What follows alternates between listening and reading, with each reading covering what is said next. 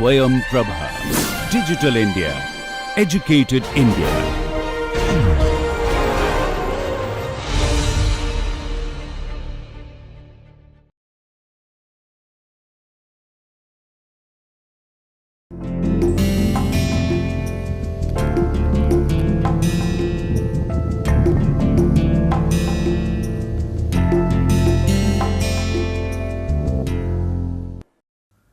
Hello and welcome to the 11th lecture of the machining science course.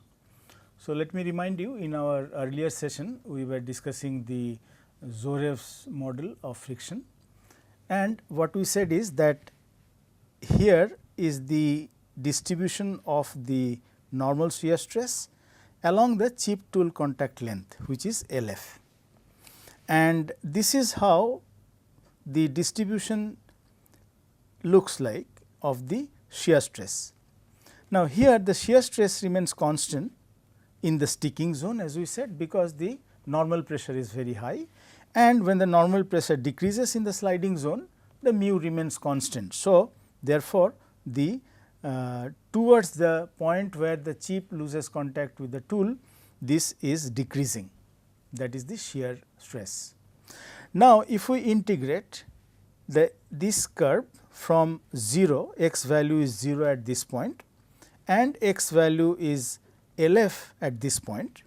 So, in that case we can actually find out the normal force, that is what we did here, all right. And then we have integrated this area under the shear stress and we found out the shear force, that is what we got. Then we have simplified the formula of the F, and initially by integrating we got this, we have simplified by substituting equation 3 in this equation, and we got this. So, then the F by N, we got the tan of the friction angle, and therefore, the friction angle can be found out as the arc tan of this. Next, we said that the mean normal stress on the tool face is given by this. We found out the mean normal stress, and that from there we can find out the sigma f max, which is 1 plus y into sigma f average.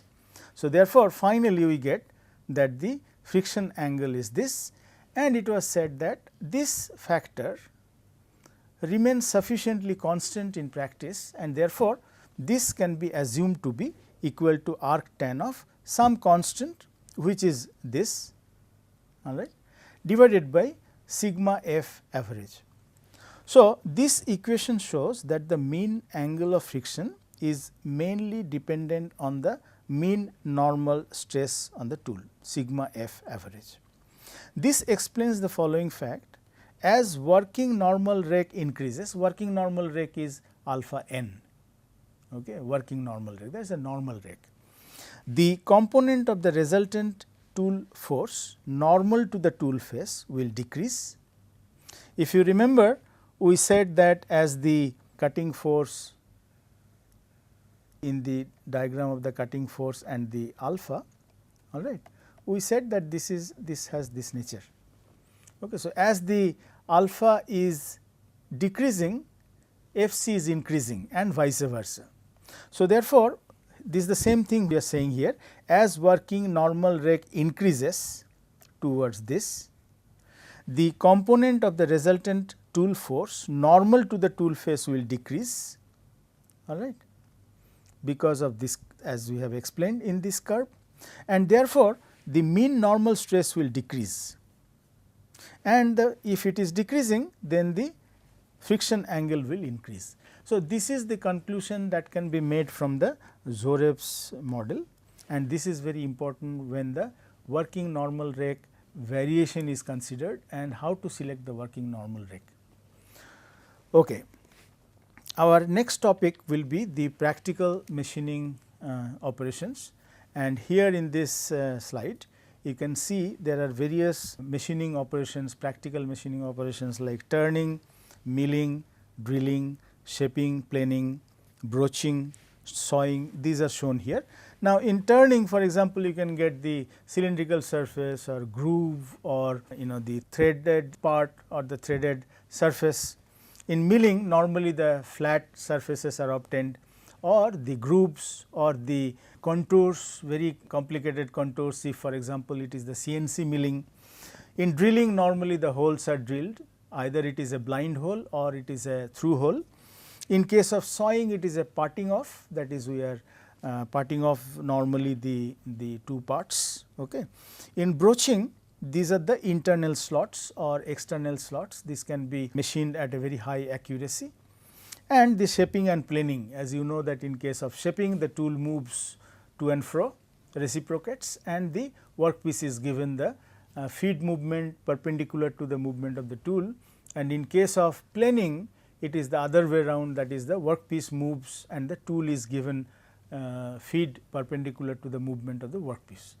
So, shaping is used when the workpiece is smaller, and the planing is used when the workpiece is very large. So, therefore, depending on that, in case of shaping, we have the quick return mechanism, because when the tool is moving forward, it actually cuts, removes the material, and since it does not remove any material while going back, so going back is normally at a higher speed than the forward stroke or the forward movement. All right. Now, in case of planing, the same thing happens. There is a quick return mechanism, but that quick return mechanism is different than the shaping, as many of you might be knowing that there, in case of planing, there is a cross belt and loose and the tight pulleys, that system is used, and in case of shaping, it is the Whitworth quick return mechanism which is used. Well, let us see the turning operation. Here the workpiece is shown here in the schematic diagram, it is a pictorial view, and I said earlier also we have discussed that this is the FF, which is the friction force.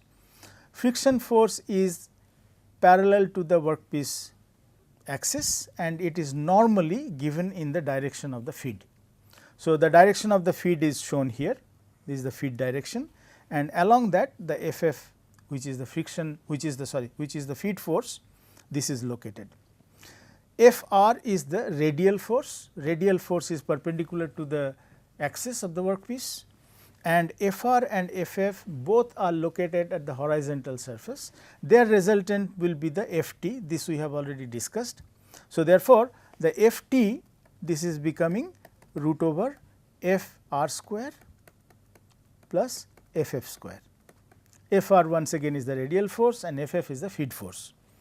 Now, if you draw the parallelepiped like this, so vertically located is the cutting force Fc, and the resultant force, which is root over Fc square plus Ft square, which will be located from the back point, that is the tool point, to the front point of the parallelepiped. So, the resultant force is becoming root over Fc square plus Ft square.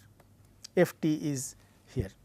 So, these are the 4 components basically, that is Fr, Ft, Ff and the Fc, and main 2 components are the Fc and the Ft. So, therefore, I also said earlier that when cutting forces are measured, there normally is the Fc and the Ft, these 2 components are measured. Okay. Now, if you see the view like this as it is shown here, so this is the tool and it started machining. So, this much depth of cut has been machined, all right, and let us say the tool position at a certain time is here, and after one revolution of the tool, one revolution of the workpiece, and the revolution of the workpiece is n, which is given in RPM, that is the revolution per minute. After one revolution of the workpiece, the tool has moved from one here to here. So, this distance, the movement of the tool or advancement of the tool per revolution of the workpiece is given as a feed. So, therefore, the feed unit is millimeter per revolution. How much millimeter the tool has moved with one revolution of the workpiece. This is the width of cut, this is the width of cut. Okay.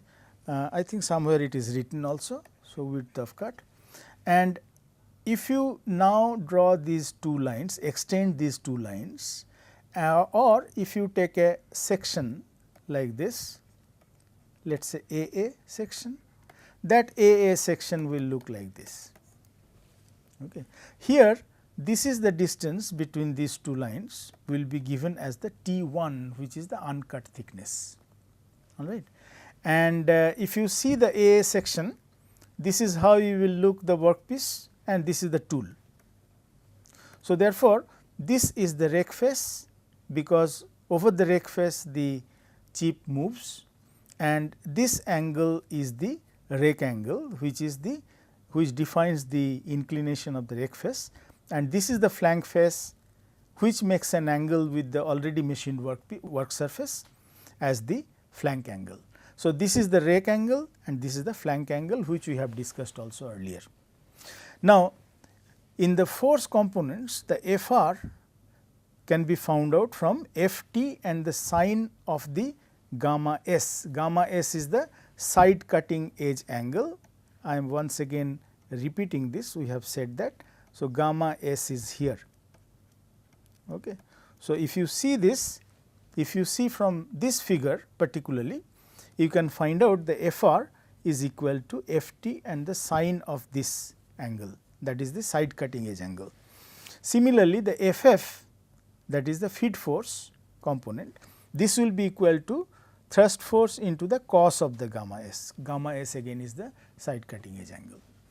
And in the geometric parameters, width of cut will be equal to the d divided by cos of gamma s, that you can find out from this small triangle. Let us say this small triangle, you can find out that the w, which is this, is equal to d, which is this, divided by cos of the side cutting edge angle.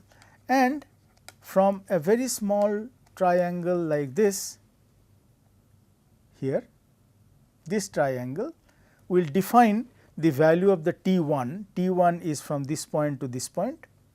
This is equal to F is this is the movement of the tool per revolution of the workpiece into cos of the side cutting edge angle. So, these are the geometrical parameters. W into T1, as you understand, is equal to D into F, because the cos gamma is getting cancelled. So, W and the T1 is equal to F and the D. That is what we get from the geometrical relationships. Now, the power consumption, that is the during the machining, during the turning in this case, the power consumed can be given as Fc into Vc. Fc is the cutting force component, which is here, into the Vc. Vc is the pi d and the n, this is the cutting velocity, all right, plus Ff into Vf. Ff is the feed force is here, into the Vf, which is the feed velocity. This is the feed and the velocity is given as a feed velocity, all right. Now, normally what happens, the Ff is much less than the Vf is much less than the Vc. Vf, as we said, that Vf is the feed velocity. Okay, let us say feed velocity.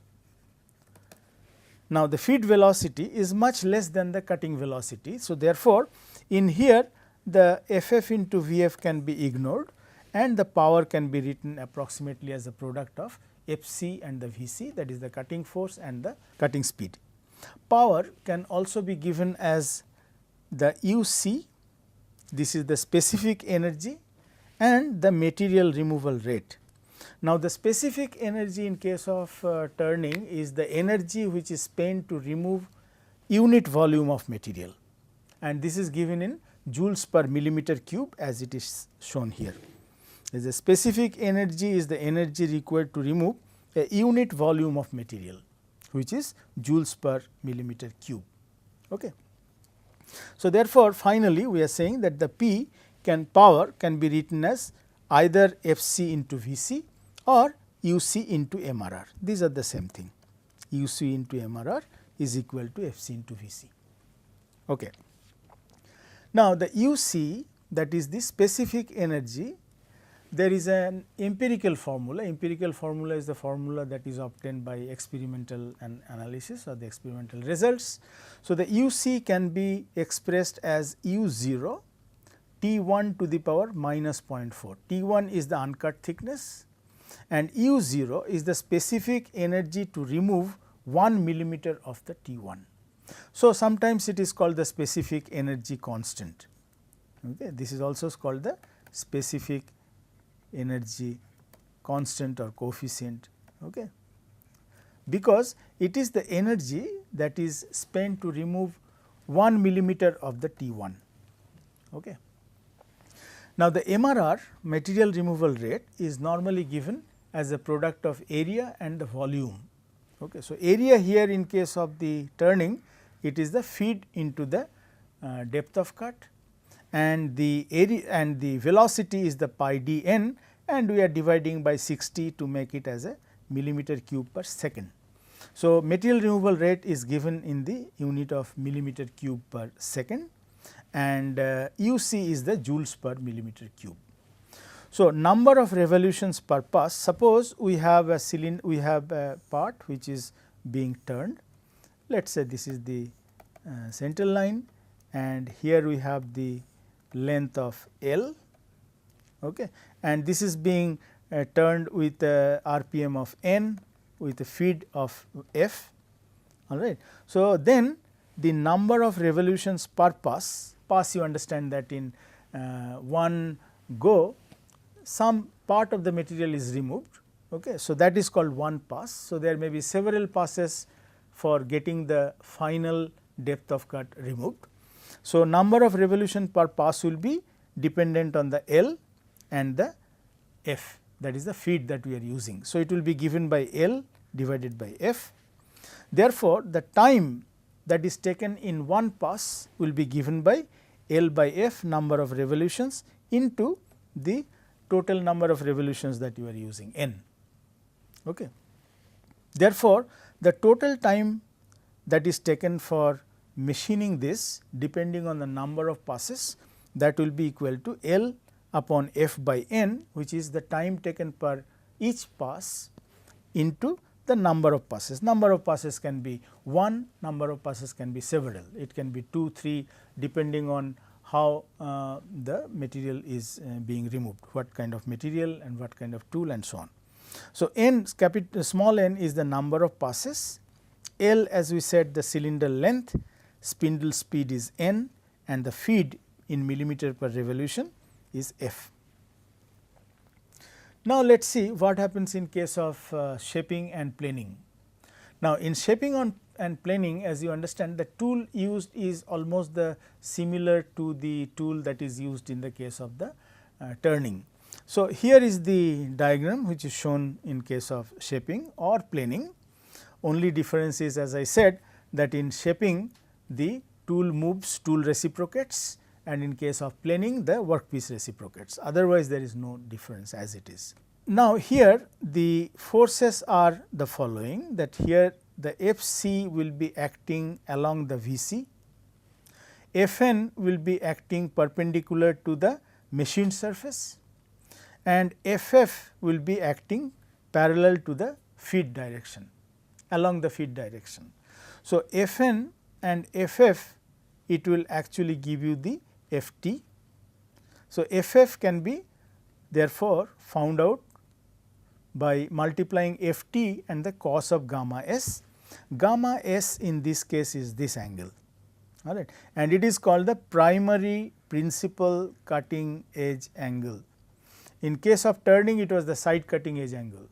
In case of shaping, it is called the shaping or planing, it is called the primary principal cutting edge angle, and therefore, the normal Fn can be found out by Ft and the sin gamma s, all right.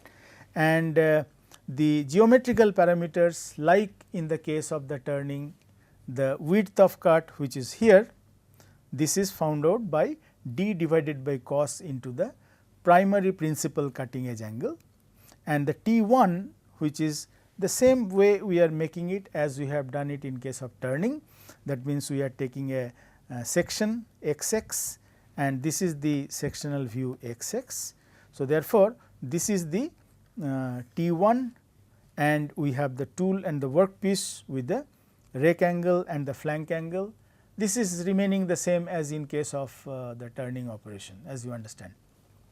Now, the power that is utilized or that is consumed during the shaping or planing, this is given the same way again, UC into MRR. MRR, material removal rate, is area into velocity. So, area here is F into D, that is the feed and the depth of cut, and the velocity, it is taken as the average velocity of cutting here, VC. This is the direction of the VC. Okay.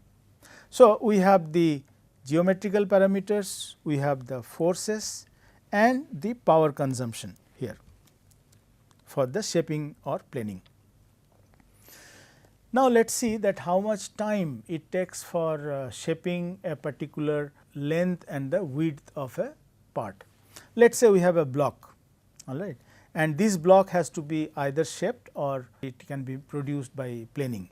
So, in here the length is L, capital L, the width is B, there is a breadth, and here in case of shaping, unlike in case of turning, the tool moves very rapidly up to the point where it gets in contact with the workpiece. Then the speed of the tool slows down, and then from here it again goes with that same speed as it was approaching initially, because when it is approaching it is not cutting the material. So, you understand that the speed could be higher. So, this is called the approach length. This is small l from here to here. The tool initially is located here, it is approaching to this point, this is called the approach length. This length is the same in here, and this length is the length in through which the tool is removing material. Okay. Cutting process takes place along the length L. Now, here it is written approach length is small l, V is the average velocity of cutting, F is the feet per stroke. Mind it, as I said that it will go and come back, tool will go and come back. For example, it is in case of shaping. So, it goes forward and come back backward at a higher speed. So, this is one stroke, tool going forward and coming back. That time during that stroke, that is going forward and coming back, the workpiece is getting a feed perpendicular to the direction of the tool movement. So, this is called the feed per stroke therefore, and R, let us say this is quick return ratio. Depending on how fast you want the tool to come back, in case of shaping I am talking about. So, then that quick return ratio will depend, let us say this is given by small r. Therefore, time taken for the forward motion will be this L it is covering plus 2 of this approach length it is covering divided by velocity, average velocity of cutting. This will be the time for forward motion, and for the backward motion it will be Tf this time divided by the quick return ratio. Okay, because how fast you want the tool to come back, depending on that value can be determined. So, therefore, the total time taken per stroke will be Tf, which is the time for forward motion, plus time for backward motion Tb, and this will give you L plus 2L divided by V into 1 plus 1 by R, if you take this to sum this up to 2 of these values. Total number of strokes to cover the B. See, this is one pass and then the feed is given, then there is another pass and so on. So, total time taken to cover the B is equal to, the total number of strokes will be B by F depending on the feed. Okay. So, therefore, the total time per pass will be equal to B into L plus 2L by V into F into 1 plus 1 by R. This is the total time for removing the entire. So, actually this is, I would like to remove that, please correct it, this is not the total time per pass, this is the total time required, because total time per pass we have already discussed earlier. So, the total time will be, to cover the surface B by F you need these many strokes into the BL plus 2L by V into 1 plus 1 by r. So, this is the final expression for the total time that is taken for making the entire, I mean removing the material with the desired depth of cut, okay, of this kind of a part with L and the B size. Now, in case of drilling it is different, because first of all in case of drilling the forces are different, that is both the rotation and the feed is given to the tool, that is that is to the drill, and here is a diagram shown. As you can see that suppose drill initially was at this point, and with one movement of the drill it has gone from penetrated from this point to this point. So, therefore, the distance between these 2 points will be feet by 2, half of the feet, because there are 2 teeth. Okay. In comparison to tools used in turning, shaping or planing, here we have the 2 teeth. Okay. So, therefore, this f will be distributed amongst these 2 and this distance will be f by 2. And if you take the cross section here, suppose let us say this is AA, and the AA will be seen like this. If you see here, this is exactly the same as what we have done in case of turning or shaping or milling. Okay. This is the rake face of the tool, this is the flank face of the tool, and therefore, it is the rake angle and this is the flank angle. This is for one tooth. So, therefore, there will be 2 teeth for the drill. Okay. Now, here the geometrical parameters will be the T1, this will be equal to f by 2 into sine of beta. This is the angle beta, all right. So, there is a cutting, like in the case of the turning we had the cutting angle, here we have the point angle. Point angle is the 2 of the beta. Okay. Point angle, this is twice beta. So, the beta is half of this point angle, and here the T1 is equal to f by 2 into sine beta. This you can find out in a similar way as we found out earlier. From this small triangle you can find out the value of the T1. Okay. Now, the width W, width of cut is here. Okay. This is the width, and this width you can find out as d by 2 divided by sine of beta, this angle. This also you can find out from a triangle from here, if you do that, sorry, this will be a triangle, let us say. So, from this triangle you can actually find out the value of the W. This is related to the diameter of the drill. Here is the diameter of the drill or the diameter of the hole that it is being drilled. By the way, when we are drilling a hole, normally the hole diameter becomes little more than the drill diameter, because the drill vibrates. Okay. So, similarly we cannot say really that this is the same, it will be slightly different, but let us assume that d is here is the diameter of the hole. Okay. So, therefore, this will be d by 2 divided by sine beta, beta once again this is half of the point angle. Now, the thrust force and the torque and the power can be measured like this, that is the thrust force is 2 into Ft, Ft goes in here, I will remove this because otherwise it will not be visible. Now, the Ft is, these are the 2 teeth. Now, Ft will be from here towards the, it will be perpendicular to this and towards the center, towards the axis. Fc will be like this, it is visible in other view, and here therefore, it will be as cross and the dot, all right. So, here you can see that this is Fc which will be withstood by the torque given to the tool. So, this is resistance to the torque given. So, therefore, it is in the another direction as you can see. So, this is the Fc and this is the Ft direction. These values can be found out like this, that the Ft thrust force sine of beta again, and the torque is Fc into d by 2. It is assumed that this is d by 2. All right. Now, power is taken in a similar fashion as in case of turning and the shaping, which is uc into MRR, or it is u0 T1 to the power minus 0.4, which is an empirical formula. Rest of the things we will discuss in the next lecture. Thank you for your attention.